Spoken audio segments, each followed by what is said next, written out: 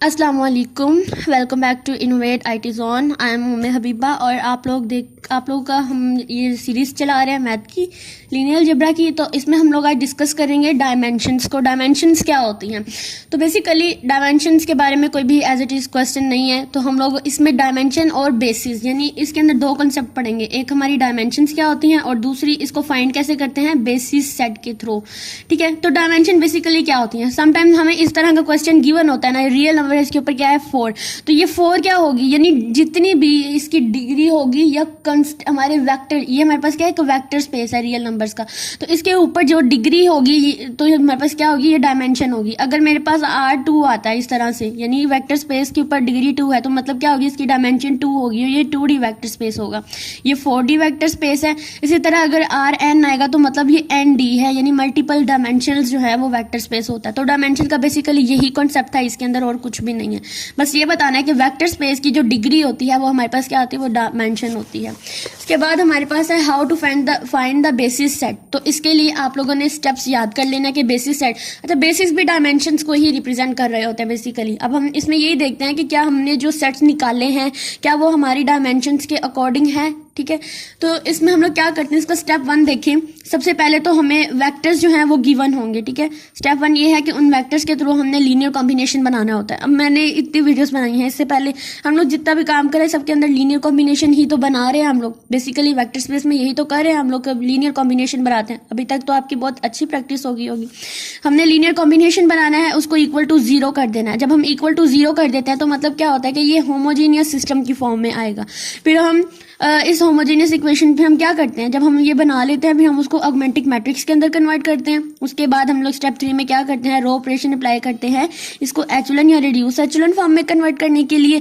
और फिर हम लोग एंड पे आकर फाइनल देखते हैं कि हमने क्या करना है। ठीक है, यानी हर एक में यही यूज हो रहे हैं, हर स्टेप्स ये यूज हो रहे हैं। चाहे हम लोगों ने लीनियर इंडिपेंडेंट फाइंड किया है, लीनियर कॉम्बिनेशन फाइंड किया है, हर एक के अंदर यही स्टेप फॉलो हो रहे हैं। चाहे हमने स्पैनिंग भी की है, तो इसमें बस हम लोगों ने लास्ट पे आकर देखना होता है कि हमने करना क्या होता है। ठीक है, अब यहाँ पे हमने क्या करना है कि हमने जो हमारे पास रिड्यूस एचेलन फॉर्म में जो चीज़ आई है उसमें हम लोगों ने ये देखना है कि हमारी जितनी भी हमने जो मैट्रिक्स बनाया है, ठीक है, रिड्यूस एचेलन फॉर्म में इसमें हमने मैट्रिक्स बनाया, हमने ये देखना है कि उसमें जो वेक्टर्स की यानी जो मैट्रिक्स की, फॉर एग्जांपल मेरे पास कुछ इस फॉर्म का आंसर आया है।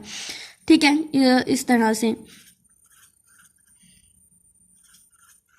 तो इसमें मैंने ये देखना होता है लीडिंग वंस को कोरेस्पॉन्डिंग टू द कॉलम को देखना होता है। अब इस कॉलम को देखो तो इसका लीडिंग वन ये है। अगर मैं इस कॉलम को देखूं तो इसका लीडिंग वन कोई भी नहीं है, क्यों? क्योंकि इसके अंदर बहुत ज्यादा वंस हैं। अब मैं इसका देखूं तो इसका भी कोई नहीं है, और इसका देखें तो इसका लीडिंग वन ये है। मतलब ये कौन सा वेक्टर है, V1 है, और ये हमारे पास कौन सा V4। तो V1 एंड V4 हमारे पास क्या है, ये हमारे पास बेसिस सेट है और इनकी डायमेंशंस क्या होगी, R2, क्योंकि दो वेक्टर्स आ रहे हैं हमारे पास हमारी बेसिस में, तो इस तरह R2। मैं एग्जांपल के थ्रू कराती हूँ, इससे आप लोगों को ज़्यादा अच्छे से कॉन्सेप्ट जो है वो क्लियर हो जाएगा। फॉर एग्जाम्पल यहाँ पे उन्होंने मुझे कहा है कि मेरा जो वेक्टर है, वेक्टर स्पेस है, यानी जो वेक्टर स्पेस के अंदर कौन सी R3 के अंदर है, डायमेंशन 3 के अंदर है। अब उन्होंने मुझे कितने वेक्टर्स दिए हुए हैं, 1 2 3 4 5, ये एक सेट दिया हुआ है वेक्टर्स का और इनकी वैल्यूज ये है। ठीक है, अब मुझे क्या करना है, सबसे पहला स्टेप क्या था, मुझे लीनियर कॉम्बिनेशन के अंदर, यानी स्टेप 1 क्या था, लीनियर कॉम्बिनेशन बनाना है होमोजीनियस सिस्टम का, यानी एंड पे हमने 0 लिखना है। उसके बाद उसको ऑगमेंटिक मैट्रिक्स के अंदर कन्वर्ट किया। उसके बाद आपने रिड्यूस एचेलन फॉर्म, तो रिड्यूस एचेलन फॉर्म करने के बाद या रो एचेलन फॉर्म करने के बाद मेरे पास कुछ इस तरह से आया। अब इसमें मैंने देखना होता है कि किसका लीडिंग वन आया है, किस रो का लीडिंग वन आया। अगर मैं यहाँ पर देखती हूँ तो इसका लीडिंग वन ये है। अगर मैं इसका देखती हूँ तो इसमें लीडिंग वन ये है।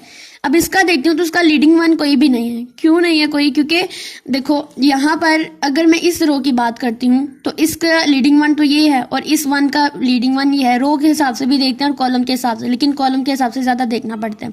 अब इसके अंदर एक और वन भी आ रहा है लेकिन इसका कोई भी लीडिंग वन नहीं होगा। उसके बाद इसका देखें तो ये 0 0 आ रहे हैं और इसका लीडिंग वन ये है। अगर मैं इस तरफ देखूँ तो इस तरफ भी इसका लीडिंग वन ये आ रहा है और इस तरफ से भी इसका लीडिंग वन यही आ रहा है। अगर इसका देखूँ तो इस तरफ भी इसका लीडिंग वन वन यही आ रहा था और इस तरफ से भी यही। सेम अगर मैं ये देखती हूँ तो इसका लीडिंग वन ये है ऑलरेडी, इसलिए ये इसमें नहीं काउंट होगा।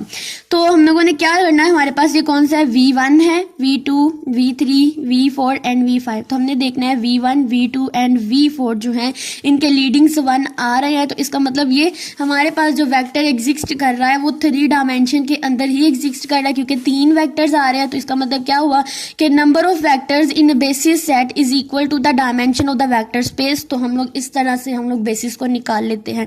आई होप सो आप लोगों को बहुत अच्छी समझ आई होगी। कोई भी क्वेश्चन है आप लोग मुझे इजीली पूछ सकते हैं, अपने पास पेपर निकालिए और इनमें से जो बेसिक्स और डायमेंशन, उसके बाद लीनियर इंडिपेंडेंट, इस तरह के जो मैंने वीडियोस में करवा चुकी हूँ उनको जल्दी से सोल्व करना शुरू कर दीजिए।